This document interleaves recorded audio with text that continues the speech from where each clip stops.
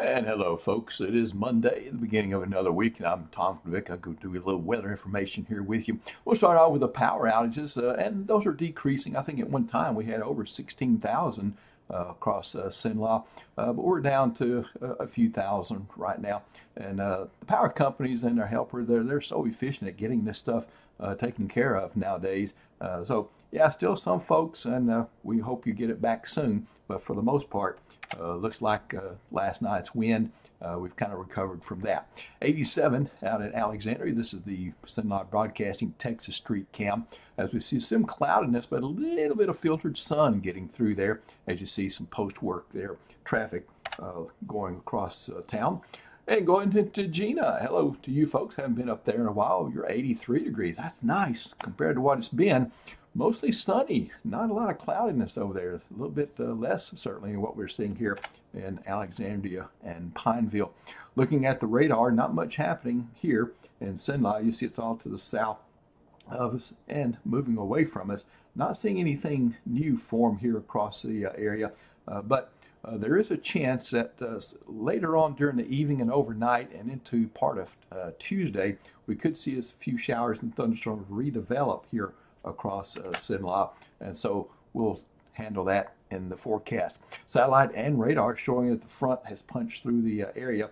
There'll be a little bit of post-frontal energy lingering, which will keep that rain chance going into tomorrow. But you see for today, most of the action shifted to the south, where it's much more humid and unstable in that part of the country now, just to the south of the front. So Futurecast, notice that there are going to be a few hit-miss showers, maybe a thunderstorm or two overnight and into tomorrow. This is your commute time, and yes, there could be a low chance of a shower or a thunderstorm at that time as you head back to work and school. Now, for the remainder of the day, we'll still see some hit-miss action, but I think it will be decreasing as we head into the commute time for the PM as you head back home from work and school. Still a chance, but not quite as much. And then looking at your Futurecast for Wednesday morning, looks like a mostly clear start for you there.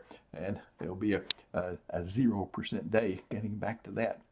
All right, low temperatures tonight. 72 is typical and the record is 63. So what we will see happen is, notice that the readings across the Winfield through Gina, Jonesville, and Faraday-Vidalia corridor are a little bit lower than we go over toward Oakdale, DeRidder, Leesville, and Manny.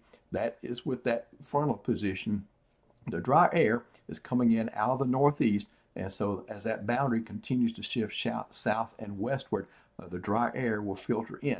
So it'll be felt first tonight and in the morning in that corridor that I just mentioned to you, and it'll be still muggy across areas generally to the south and west of I-49. So average for tonight for Cenla 73, 72 is the long-term average, so we're close to that. 69 the lowest and 76 the highest. Pretty much got that on the map as you can see there. Tuesday's high temperatures, this is a break. The average is 94, and that is the long-term average. Record high, though. Remember last year, how could we forget that summer? 106 at the power plant. It was 109 at AEX, which some folks are quoting as the record for the day. 91 to 97 looks like pretty much the range across the area, and I think it'll be a little bit lower around Faraday-Vidalia. Gina about 92 degrees, but there will be some thermometers. Maybe Oakdale could pop back up into the upper 90s, maybe up toward Natchitoches or Leesville, DeRidder areas. So you kind of get the idea, though. But with less humidity and a little bit lower temperatures, the edge is taking off the heat for us for tomorrow and for the remainder of the week, I think. Rainfall pattern, here's that 7 p.m. Monday to 7 p.m. Tuesday time frame. I'm going to call that your rainfall pattern. That's the timing of it. And just basically, I've just broad stroked about a 30 to 40% range. So I don't want to try to get too cute with these things. You can do that and really miss the forecast. Amounts less than an inch, I don't look for an overly large amount. The NAM 3-kilometer model is pretty aggressive with it, but most of the model data I've seen agrees pretty much with this scenario that I'm presenting here for the rainfall pattern. So we got one more day before the rain takes another vacation, so hopefully you'll get a little bit. I know some folks certainly didn't get what they want or needed out of what we had for last night or today.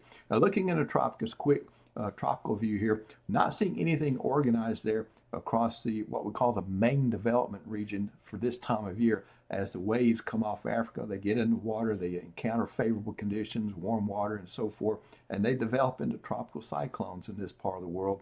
But again, not really seeing anything for us during that time frame.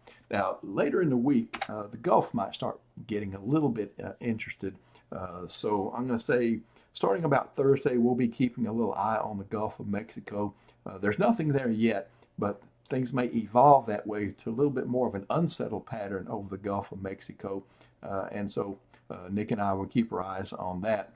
30% chance of rain averaging there for your Tuesday. We've got 3 days, Wednesday, Thursday, and Friday. I have no rain in the forecast on those particular days.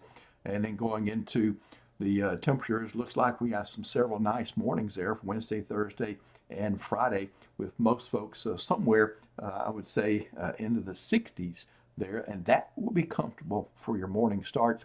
Saturday, Sunday, and Monday, we begin to see a little bit of an increase in moisture and humidity. Notice a modest increase in low temperatures from 71 up to 72, and then rain chances gently increasing Saturday, Sunday, and then Monday.